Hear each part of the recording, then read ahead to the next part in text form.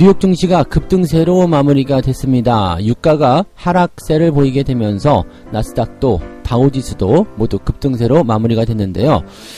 대체적으로 잘 올라왔다는 부분이 있고요. 장 마감까지 꾸준하게 잘 끌고 올라갔기 때문에 시장의 투자 심리가 많이 개선되었다라는 느낌을 받을 수가 있을 것 같습니다. 자, 여기에 원인은 유가가 내려갔기 때문인데 인플레이션이라든지 경기 둔화 등등에 대한 여러 가지 우려감들이 조금 줄어들었다, 이런 부분이 되겠죠. 자, 이 소식 자세하게 전달해 드리고요. 자, 공매도가 집중된 LG에너지솔루션. 최근에 이제 LG에너지솔루션의 주가가 계속해서 하락을 하다 보니까 도대체 원인이 뭐냐? 자, 이런 부분들 찾고 계시던데, 자, 일단 배터리 관련한 종목군들이 좋지 않았었던 그런 흐름들이 나타났었던 거, 그런 부분이 가장 큰 원인이겠습니다만, 자, 그런 틈을 타서 또 공매도가 집중되고 있다는 것도 주목을 해볼 만한 내용이 아닌가 생각합니다. 이 LG에너지솔루션에 대한 전체적인 방향성, 그리고 배터리에 대한 이야기들 다시 한번 또 해드리도록 하겠습니다. 자, 중국의 출렁거리는 한국과 미국의 증시. 중국 지수가 요즘에 엄청나게 하락하고 있죠. 중국 쪽에 악재가 많습니다. 코로나의 어떤 재확산을 통해 가지고 도시 봉쇄가 일어난 것도 그렇고, 또 러시아와의 어떤 관계 때문에 미국이 중국에게 이런 어떤 제재를 가할 수도 있다, 이런 얘기들. 또 중국 기업들 요즘에 순환을 많이 겪고 있잖아요. 자, 이런 내용들 전체적으로 좀 알아보면서, 자, 국내에는 어떤 영향을 미치게 될 것인지 여기에 대한 부분도 같이 알아보도록 하겠습니다.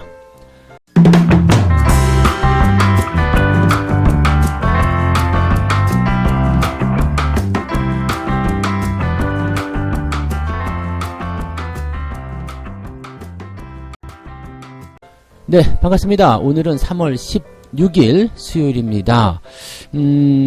기대감이 조금 있는 날인 것 같아요. 그죠?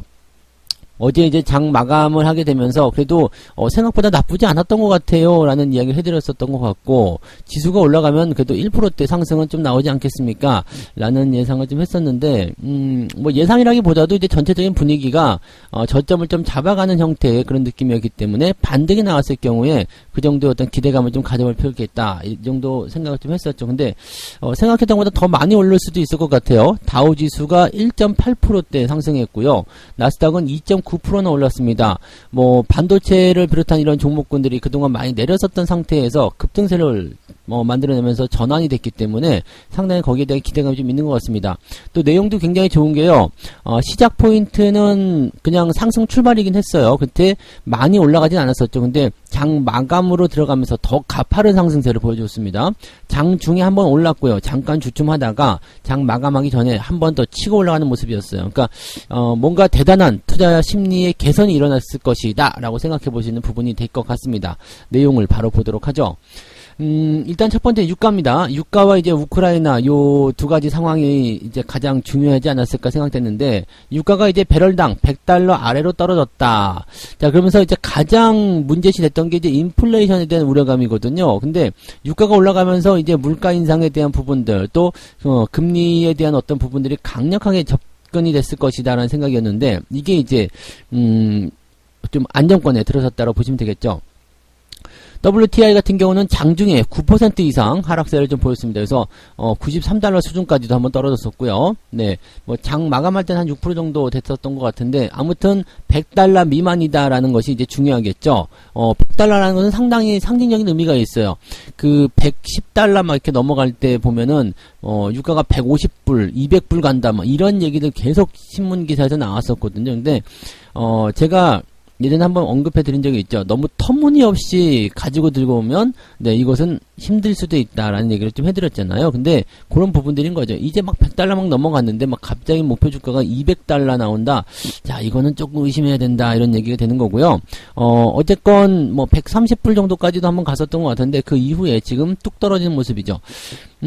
이게 이제 무엇 때문이다라는 어떤 결론적인 부분은 나타나지 않았습니다만, 일단 유가가 많이 올라갔었던 것에 대한 그런 부분이 이제 하락을 만들어졌다라고 생각하시면 될 것 같고요. 자, 이 내용에서 가장 이제 신뢰도가 좀 높다고 볼 수 있는 것이 러시아와 우크라이나 간의 무력 분쟁에 대한 평화 협상이겠죠. 아직까지는 특별한 그런 소식은 없습니다. 그렇지만 일단 현재 우크라이나와 이 군사적 중립 지위 확보를 위한 협상이 진행 중이다 라고 러시아에서 이야기를 했습니다. 그러니까 뭐냐면 평화 협상, 즉 휴전에 대한 이야기를 하고 있다라고 보면 되겠죠. 근데 휴전에 대한 부분보다도 이제 종전에 대한 이야기가 나와야 되지 않겠나 생각합니다. 뭐 걔네들이 또 휴전 국가가 될 필요는 없잖아요. 근데 아무튼 뭐 진전이 있다, 뭐 그런 식의 얘기가 나오고 있기 때문에 뭐 조금 더 지켜볼 필요는 있겠죠. 자, 4차 회담이 지금 계속 진행되고 있는데 그 회담 이름이 평화회담이에요. 그러니까 평화를 위해서 한번 해보자 이런 식의 얘기니까 이런 내용들을 조금 더 결과를 지켜봐야 되겠죠. 자, 유럽 연합 같은 경우는 지금 러시아에 대한 추가 제재를 발표했다. 지금 러시아의 디폴트 상황에 대한 부분도 굉장히 큰 걱정이지만 이 부분에 만족하지 않고 계속적으로 제재를 가하고 있는 그런 상황이 보여지고 있습니다. EU가 지금 철강, 무역 이런 부분에 대한 4차 제재를 채택을 했고, 영국은 러시아의 초고가 사치품 수출을 금지했다. 보드카 이런 수입품에 대해서 35% 관세도 부과했다. 뭐 등등등인데, 러시아의 어떤 수출품에 대해서는 이제 부가세, 이제 관세를 굉장히 많이 붙이게 되는, 그 세금을 많이 매긴다라는 부분이 되는 거고, 그 다음에 러시아에서 수입하는 부분에 대한 이런 수입 금지 조치 이런 것들이, 수출 금지 조치 이런 것들을 같이 떨어졌다는 얘기죠. 그러니까 러시아 같은 경우는 너희들은 누르지 마라, 네, 이런 식의 얘기가 되는 거죠. 수출하고 싶으면 세금 많이 내고 네, 수출하든가 아니면은 수입하지 마라, 뭐 이런 식의 얘기까지 같이 나온 부분입니다. 자, 어쨌건 지금 뭐 원유나 이런 쪽에서는 건드리지 않고 있는 모습이긴 합니다만은 어쨌든 추가 제재라는 것에 대한 부분을 생각하셔야 될 것 같아요. 이 내용들은 이제 러시아의 어떤 디폴트 상황 이런 쪽으로 연결이 될 수가 있거든요. 지금 16일로 사람들이 많이들 이야기하고 있는 상황이긴 한데, 지금 오늘이죠. 오늘까지 이제 국채 1억 1000만 달러, 1억 2천만 달러 정도 되는데, 이게 약 1,500억 정도 된다고 합니다. 이건 뭐 사실 얼마 되지 않을 거예요. 근데 이 달러가 지금 이 정도는 뭐 분명히 있지 않겠느냐 생각하는 부분이지만, 이것을 이제 루블화로 상환할 것이다. 네, 이렇게 되는 거죠. 그러니까 달러채 이자를 루블화로 지급하게 되면 디폴트로 간주할 수 있다, 이렇게 얘기가 나오고 있어서, 네, 이것은 사실상 디폴트 아니냐 이런 식의 얘기가 나오는 거죠. 근데 이제 이자를 당장 갚지 않아도 왜 연체 그런 거 있잖아요. 연체를 시키더라도 30일 정도의 유예기간이 있기 때문에 그 기간 안에 일단은 뭐 러시아의 제재가 좀 풀린다든지 된다라면 디폴트는 네, 좀 면제가 될 것이다 라고 볼 수 있는 부분이 좀 되겠습니다. 디폴트에 대한 어떤 그 선언은 일단은 16일 디폴트다 라고 보기가 어려운 부분이고요. 이자 갚지 않아도 되는 거죠. 네, 한 달 정도는 유예가 된다. 그래서 지금 다른 그 투자은행이 얘기했었던 다음 달 15일이 디폴트 기일이다, 이렇게 보는 것이 조금 더 맞지 않겠나 생각이 드네요. 자, 그 다음에 연준의 그런 금리 결정에 대한 부분들 이제 오늘 나올 건데요. 뭐 그냥 이거는 기준금리 0.25 정도로 보시면 될 것 같고, 시장에 대한 부분들은 뭐 그다지 큰 이벤트는 아닐 것이다 라고 보여지는 부분이 좀 있습니다. 지금 시장에서는 올해 7번 정도 금리 인상 할 거라고 예상하고 있지만 요거는 아닐 거라고 저는 생각합니다. 네, 7번 금리 인상은 무지막지한 거기 때문에요. 실제로 7번이나 금리 인상을 하게 되기는 어렵다라고 보시면 되겠습니다. 그래서 7번보다는 조금 줄어들 것이다. 왜냐면 금리를 계속 올리다 보면 부작용이 분명히 보일 거거든요. 그래서 이번에는 동결 이런 거 한 번 정도 나오게 된다라고 보시면 되겠습니다. 자, 일단은 7번보다 조금 줄어드는 상황이 된다라면 갈수록 네, 기대감들이 조금 더 좋아질 것이라 생각되는 부분이고요. 더 중요하게 생각하는 것은 이제 양적 긴축입니다. 양적 긴축에 대한 부분들은 어떻게 할 것인가, 이게 이제 가장 중요한 코멘트가 되지 않을까 생각되는데, 그냥 생각했던 대로 연말에 진행합니다 라고 한다라면 큰 문제 없을 것 같아요. 근데 이것이 만약에 땡겨진다라면 뭐 금리 인상의 어떤 횟수나 이런 것들을 떠나가지고 양적 긴축에 대한 어떤 부분들이 이제 부담을 좀 줄 수 있는 상황이 좀 되겠죠. 그래서 그런 정도의 움직임이다 보시면 되겠습니다. 뭐 특별하게 나쁠 건 없죠. 네, 가장 중요한 건 시장에 집중되어 있는 재료들이 뭐였냐면 지금 유가에 대한 부분이었고요. 그 다음에 이 유가에 대한 부분들을 결정 짓는 것들이 이제 러시아와 우크라이나 상황들 이런 건데, 이 러시아와 우크라이나 상황이 좋아지게 되면 유가뿐만 아니라 다른 네, 그런 원자재라든지 이런 쪽에서의 가격들도 같이 떨어지기 때문에 인플레이션 우려가 훅 줄어들게 됩니다. 그래서 거기에 따른 주가 반등 기대를 해볼 수 있지 않을까 생각합니다. 빨리 해결이 됐으면 좋겠습니다. 모두를 위한 거 아니겠습니까? 그죠? 네. 자, 두 번째 이야기 넘어갑니다. 공매도가 집중된 LG 에너지 솔루션. 자, 이거 정말 문제 많잖아요. 이 부분은 여러분들이 꼭 진짜 많이 계속 생각하고 계셔야 됩니다. 네. LG 에너지 솔루션의 하락이 언제까지 계속될 것인가? 자, 공매도가 나오고 있다는 얘기인데, 지금 보면, 11일하고 14일, 그러니까 지난 금요일하고 이번 월요일 이 기간 동안에 얼마의 공매도가 나왔느냐? 자, 11일 날은 2,600억, 그 다음에 14일에는 2,900억의 공매도가 몰렸다 되어 있습니다. 두 개 합치면은 5,500억 정도 되는 건가요? 네, 무지막지하게 나온 거잖아요. 그러니까 이런 정도의 공매도가 나온다. 야, 이거 대단한 거 아닙니까? 그리고 지금 시총 규모도 계속해서 뚝뚝 떨어지고 있기 때문에 현재 시가총액이 84조 원입니다. 그 다음에 하이닉스가 82조 정도 되죠. 이거 조금만 진행되면 뒤집어질 수 있어요. 특히 오늘 같은 날은 뒤집어질 수가 있겠죠. 최근에 하이닉스의 주가가 조금 떨어지는 형태의 모습이 나타났기 때문에 이게 시총이 계속 유지가 되는 모습이지만 오늘 뭐 반도체 종목군들 반등이 나왔는데 만약에 주가가 상승할 때 이 하이닉스가 치고 올라가는 모습이 더 강하다라면 시총 뒤집어질 수 있는 거죠. 원래 이제 뭐 시가총액은 하이닉스가 더 컸었기 때문에 뭐 이제 시총 2위 자리를 탈환한다 이런 표현이 맞긴 하겠습니다만 어쨌건 시총이 뒤집어질 수 있다. 이 부분도 한번 생각해 볼 필요가 있겠고요. 공매도가 이제 지속적으로 계속 나오고 있는 부분들 여기에는 이제 무조건 조심을 해야 된다는 걸 꼭 참고하셔야 되는 거고요. 공매도가 이렇게 많이 나온 것은 이제 기다렸기 때문이겠죠. 이제 코스피 200 지수에 편입이 되면서 공매도가 풀리게 되는 그런 상황. 그러니까 너 코스피 200 들어오기만 해봐. 패시브 자금 들어오는 거고 나발이고 간에 내가 때려버릴 거야. 이런 생각을 하고 있었을 거란 얘기죠. 그러니까 이런 부분들은 미리 경고를 다 해드렸던 부분인데 일단 여기다가 또 악재도 같이 나오잖아요. 지금 뭐 전기차 관련한 종목군들이 안 좋다.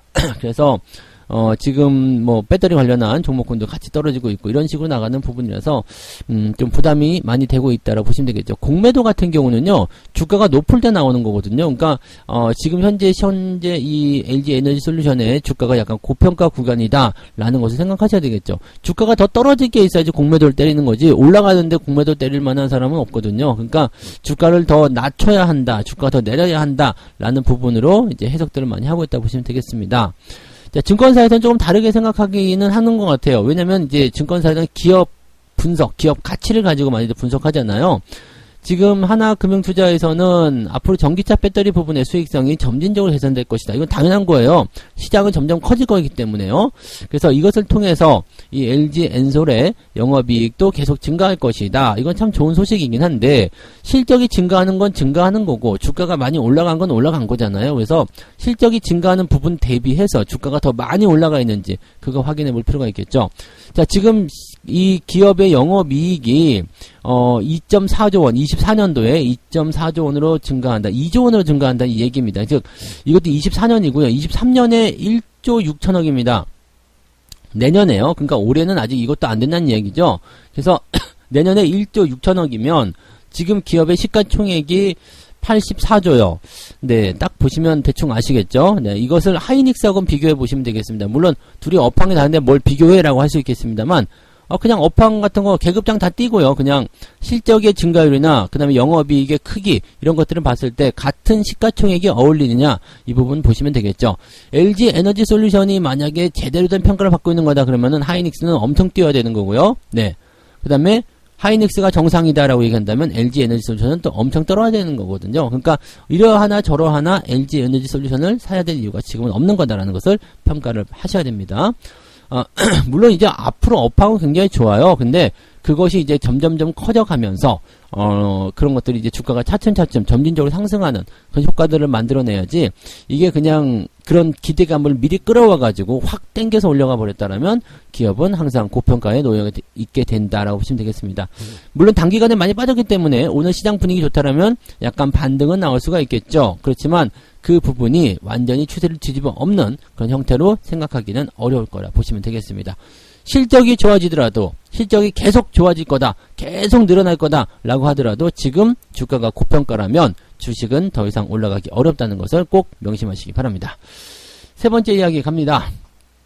아이폰 공장이 멈췄다. 이거 어제도 잠깐 이야기해드렸던 부분인데 워낙 여기에 이제 그 변화가 무쌍하게 일어나고 있기 때문에 이 부분을 좀 언급해 드리려고 합니다. 지금 홍콩 지수하고 중국 지수는 그냥 완전히 뭐 헬게이트가 열렸습니다. 대폭락이 지금 일어나고 있는 모습이라서 뭐야 얘네들 이렇게 생각이 들 정도거든요. 그러니까 중국 증시가 이게 크게 떨어지면서 분위기가 좀 냉각되다 보니까 야 이거 우리도 영향 받는 거 아니야? 미국도 영향 받는 거 아니야? 전 세계 글로벌 증시가 일단 주목하고 있죠. 그만큼 이제 중국이 가지고 있는 어떤 파급력이 조금 크다는 이야기입니다. 그래서 과거에 이제 미중 무역 분쟁이 일어났을 때 전 글로벌 증시가 얼마나 힘들었는지 거기에 대한 부분들을 생각하신다면 어느 정도 이제 이해는 좀 되실 거라 생각합니다. 이게 왜 그러냐면 이제 션전시, 이제 심천이죠, 심천. 이 션전이 14일부터 봉쇄가 돼가지고요, 이번 주 일요일입니다. 20일까지 봉쇄가 되는데, 이렇게 되면서 대만의 포크스콘 션전 공장도 가동을 멈췄다. 뭐 제품 공급에 문제 생긴 거 아니냐 이런 얘기가 나오는 거고 또 얘네뿐만 아니라 이제 줄줄이 기업들이 다 이제 이렇게 가동을 멈추게 되는 상황이 벌어지고 또 주가가 이제 그런 영향을 받아서 미국 그 반도체 기업들이 떨어지고 그 모습이 좀 일어났죠.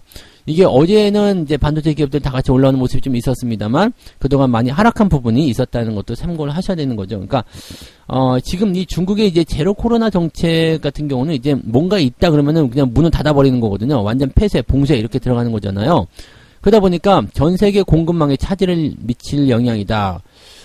실질적으로 아직까지는 뭐 중국이 밉다 하더라도 중국에서 일어나고 있는 어떤 생산이라든지 이런 부분이 많다 보니까 아무래도 영향을 미칠 수밖에 없는 그런 내용이 되겠죠. 여기다가 이제 러시아가 이제 중국에게 이제 그 뭔가 요청을 했다 이런 얘기도 전해지기도 하고 또 원자재 가격이 급등하는 그런 부분이 있는 데다가 뭐 이렇게 중국의 이런 모양새들이 이렇게 안 좋게 또 봉쇄 조치가 나오다 보니까 조금 더 이제 부담스러운 내용들이 더 크게 작용했다라는 어떤 악재를 더하는 뭐 그런 형태의 모습이라 좀 보시면 되겠죠. 그래서 그런 내용들인데 그러면 우리나라나 이제 미국 증시 같은 경우는 어느 정도가 되겠느냐 한번 보실 필요는 있겠죠. 뭐 중국의 어떤 현지 실적이 악화된다든지 뭐 봉사가 되면 일단 그럴 수밖에 없잖아요. 그래서 그런 부분들 때문에 중국 소비주, 중국과 관련된 소비주의 주가가 급락세를 보이고 있다. 면세점, 화장품 업체 위주의 주가 하락이 진행되고 있다라고 보시면 되겠습니다. 실제적으로 리오프닝 관련주들은 이제 다른 종목군들은 좀 오르는 것 같아요. 근데 면세점, 화장품 이런 종목군들의 주가 하락이 일어난다. 즉 뭐 호텔 신라라든지 이렇게 면세점을 이제 떠올릴 수 있는 부분이거나 여행주도 아주 큰 영향은 아니겠습니다만 근데 면세점 관련한 부분에서의 주가 하락이라면 여행주들도 영향을 좀 받는다. 근데 화장품 같은 경우는 이제 중국에 왜 그렇게 목을 매는지 모르겠습니다만, 네, 중국 쪽에서의 어떤 주가 하락, 그런 부분들이 영향을 미친다라고 보여지는 부분이 되겠습니다. 거기에다가 이제 중국 기업에 대한 어떤 미국의 그런 어떤 제재 조치들, 이런 것들이 상당히 이제 좀 부담을 주고 있다라고 되어 있는데, 사실 이제 코로나로 인한 뭐 도시 봉쇄로 인해서 관련 종목들이 떨어졌다. 그러면 저는 이거는 어느 정도 기회라고 봅니다. 왜냐면 코로나에 대한 부분이 봉쇄가 되는 것, 이것은 영원하지 않고요. 어차피 다 지금 전 세계적으로 이렇게 어느 정도 뭐랄까 엔데믹으로 가는 그런 과정이기 때문에 지금 이 코로나 때문에 도시가 봉쇄가 돼가지고 뭐 문제시 될 것이다, 이게 확산이 될 것이다, 뭐 더 커질 것이다, 이 단계는 이미 지나갔거든요. 그러니까 여기에 대해서 다시 뭐 옛날에 생각을 한다거나 이러실 필요는 없습니다. 그래서 주가가 어느 정도 조정을 받았다라면 다시 올라가게 될 테고요. 그 부분들은 다시 해소가 될 거다 보시면 되겠습니다. 근데 물론 이제 매수에 대한 포인트를 접근하는 것은 어느 정도 그 상황을 고려해서 진행을 하셔야 되겠습니다만 떨어졌다고 해가지고 무조건 겁먹을 필요는 없다라고 보시면 되겠죠. 다만 이제 화장품 같은 경우는 낙폭 자체가 워낙 크기도 한 부분이 좀 있을 테고요. 또 마스크를 벗는 게 이 위드 코로나의 가장 마지막 단계로 보셔야 되기 때문에 약간은 시간이 더 필요할 것이다 라고 생각하셔야 되겠죠. 언젠가는 올라가겠지만 너무 많이 떨어지게 되면 반등하는데 상당히 오랜 시간이 걸린다는 것 정도는 우리가 참고를 하고 계셔야 될 것 같습니다. 그래서 중국과 관련된 부분에서의 여러 가지 악재들이 있지만 해소가 되어가는 시점이 그렇게 멀리 있진 않을 것이다 라고 봐주시면 되겠네요. 네. 자, 이렇게 해서 오늘 세 가지 이야기 전달해 드렸습니다. 유가 하락에 나스닥이 급등했다. 자, 유가 하락이 시작일 수도 있어요. 여러 가지 그런 어떤 원자재라든지 이런 인플레이션에 대한 압박을 줄여주는 그런 형태로 진행될 수 있기 때문에 여기에 주목을 좀 해보실 필요는 있을 것 같다 생각이 들고요.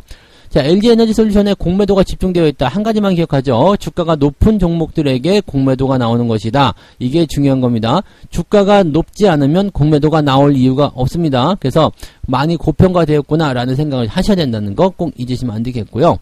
자, 중국의 지금 현지 상황이 별로 좋지 않기 때문에 한국과 미국 증시가 영향을 좀 받고 있다는 이야기인데, 이 부분들은, 네, 이 중국이 지금 가지고 있는 악재, 이 상황들이 그렇게 오래 가지 않을 거야. 즉, 곧 끝날 거야. 이런 식의 평가를 내려볼 수 있기 때문에, 오히려 이제 주가가 그로 인해서 좀 많이 생각보다 더 많이 떨어졌다라면 뭐 반등에 대한 가능성을 열어볼 수도 있지 않을까 생각해 봅니다. 곧 끝나는 악재들은 별로 무서워할 게 아니죠. 다만 매수 포인트라든지 이제 진입의 시점들은 조금 고민을 해서 들어가야 된다는 거, 시간이 조금 필요할 수는 있다는 거, 그 정도는 생각하셔야 될 것 같습니다. 책 한 곡 읽고 마무리합니다. 주식은 골프처럼 패자의 게임이다. 라운드를 도는 동안 실수를 가장 덜 하는 사람이 승자가 된다. 아시겠죠? 뭐 골프를 치시는 분들은 네, 잘 아시겠습니다만 몇 번 안에 집어넣느냐. 보통 이제 이거는 이제 프로 선수들 같은 경우는 뭐 버디도 잡고 뭐 이글도 하고 뭐 이렇게 하니까 상관없겠습니다만, 일반인들은 가면 이제 뭐 보기 뭐 그런 거 막 하잖아요. 그러다가 이제 뭐 양파, 거의 뭐 양파 벗기다가 울면서 나오죠. 그런 상황이니까 실수를 얼마큼 덜 하느냐. 네, 거기에서 중요한 거죠. 이 주식도 마찬가지라고 얘기합니다. 즉, 얼마만큼, 손실 나오는 구간에서 실수를 덜 하느냐. 손실이 안 날 수는 없다. 그렇지만, 이 부분들을 가장 최소화시키면서, 포트폴리오에 영향을, 많이 주지 않는 것. 그것이 바로 승자의 포트폴리오다라고 되어 있는 거죠. 이것은 워렌 버핏의 투자 전략입니다. 잃지 않는 것이 정말 중요하다는 걸, 다시 한번 강조하고 있는 내용이 되겠죠. 자, 하락장이든 조정장이든 종목이 변화하여 무쌍하게 일어나고 있든지 간에 여러분들은 여러분 자리만 잘 지키시면 됩니다. 그리고 좋은 종목은 네, 여러분들이 잘 다독거려서 잘 데리고 가세요. 그러면 시장이 반등하는 구간은 반드시 오게 되어 있고요. 걔네들은 여러분들에게 충분한 보상을 해주게 될 겁니다. 그날을 위하여 기다려 주시기 바라고요. 자, 오늘은 좋은 흐름들 예상을 해보면서 시황을 마무리하도록 하겠습니다. 오늘도 화이팅 하시고요. 저는 장중시황에서 다시 오겠습니다. 고맙습니다.